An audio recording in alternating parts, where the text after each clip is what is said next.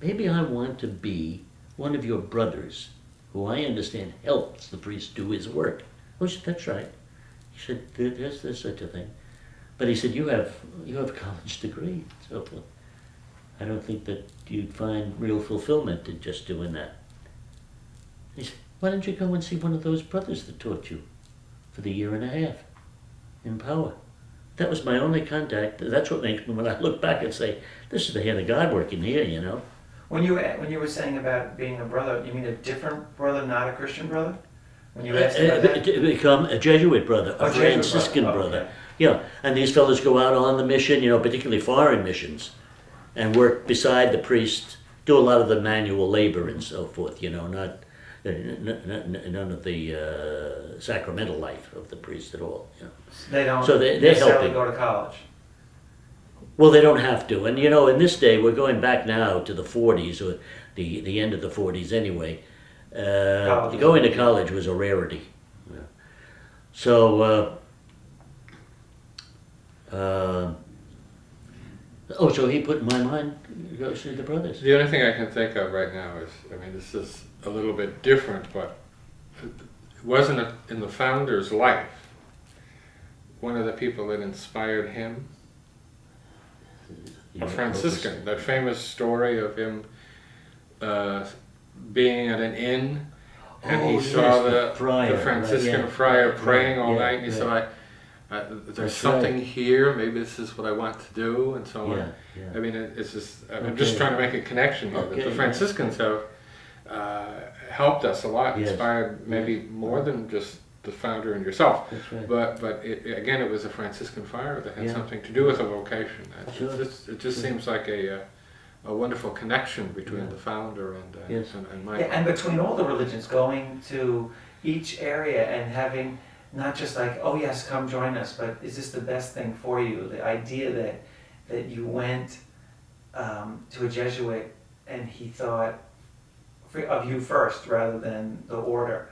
Is it the right thing to have you do that? And then each group, you know, maybe you should try over here. You know, it's one of those days where Macy's tells Gimbals. You know, which is great. You know, that they'll see the greater good. Yeah. Well, that's happened, and it was the Franciscan, and they put me on to the brother. He said, "Why don't you think?" He said, "The brothers." He said he didn't know too much about our order, the Christian, but he said, you know, they teach and they help. And they do manual labor. It depends upon what particular way their ministry would go, you know. So I said, yes, that's right. And what did I go to see? Did you go to Power? I went to see Jarlath Hunt, and we talked. No, I'm sorry. I take that back. I set up an appointment with Austin Gleason. Oh, the famous Austin. Is he a brother? Yes, a brother. He was the provincial. I had no idea, though, that he was the provincial of the order. In fact, I probably wouldn't even know what the word provincial meant, you know. That was my next question. Yeah, right. But it's just on the phone, you know. So he said, well, come up and see me. So I saw him. And we started a little bit of a correspondence, mainly telephone correspondence. I probably had about 3 interviews with him. And finally, when I pretty much made up my mind that I was going, I said to him on one occasion, sitting right in that community room at 21 Prior Terrace, I said, who directs the order? who runs, who makes all of this go, you know?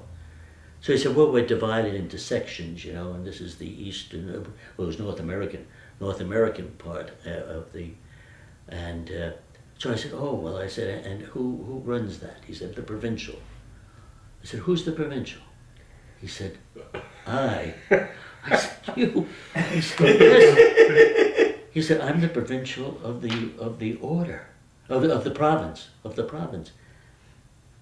I said, what does that cover? Oh, he said, all of North America, including the Aleutian Islands. Well, I was convinced that if I joined, he was going to send me to the Aleutian Islands. I said, why did you pick out the Aleutian Islands? That's the coincidence. But that was it. I said, I can't. I said, gee, Whiskers, I better stop, talking with you. You give me somebody else lower on the run. So he said, no. He said, it's summertime, and I'm here alone and running the show and so forth. Now this was August of 1949. What's the difference between the provincial and the deputy provincial? A president and a vice president. Okay, right under him. So I think we were up around You got a review. around 1947, 48, somewhere around there. Well, yeah, closer to 49. 49, yeah, right? 49. Yeah. So, and this is when what happened? 1949. So with Leslie, you talked about you were deciding maybe you were going to go into the Christian Brothers, but you hadn't gone in yet. Right, and the last person you talked to was the Franciscan, and then I went to and spoke with Brother. The then provincial. The then provincial. Where was he? Was he at Power, or was he? No, he was right up here at 21 Pryor Terrace. Iona had started. That's where the provincial house was at that time.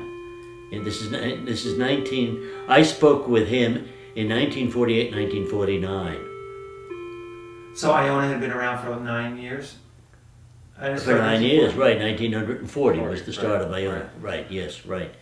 Okay. And what did Iona look like back then? Well, there was much more open space than there is now. There weren't anywhere near the number of buildings. When it first opened up, how many buildings do you remember? Was Spellman there then? Well, I wasn't here when it first opened. My first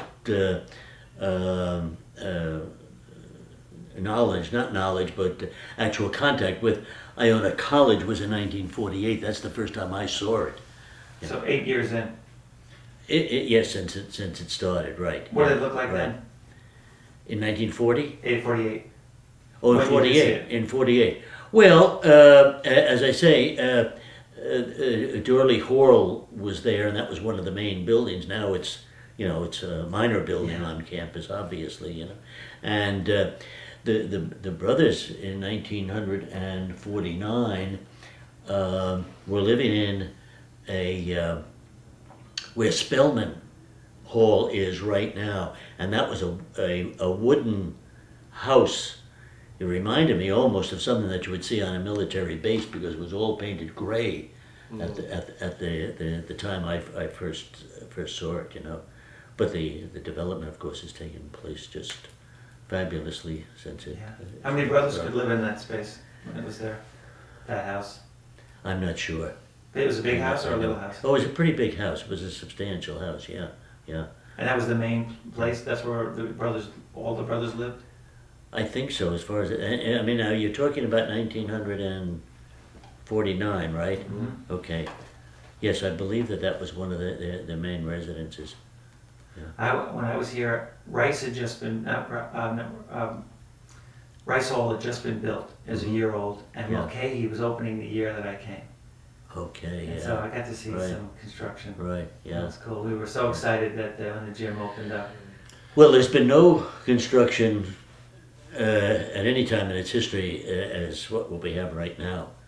I mean, that's really fantastic. There's been about 5 buildings that have gone up in the past 5 or 6 years. Is there any more room to do anything? Not very much. No, there's not very much. You have to take down the. In fact, I mean, some of the buildings recent buildings that have gone up are properties that have been bought. Was not part of there was never anything on the other side of North Avenue.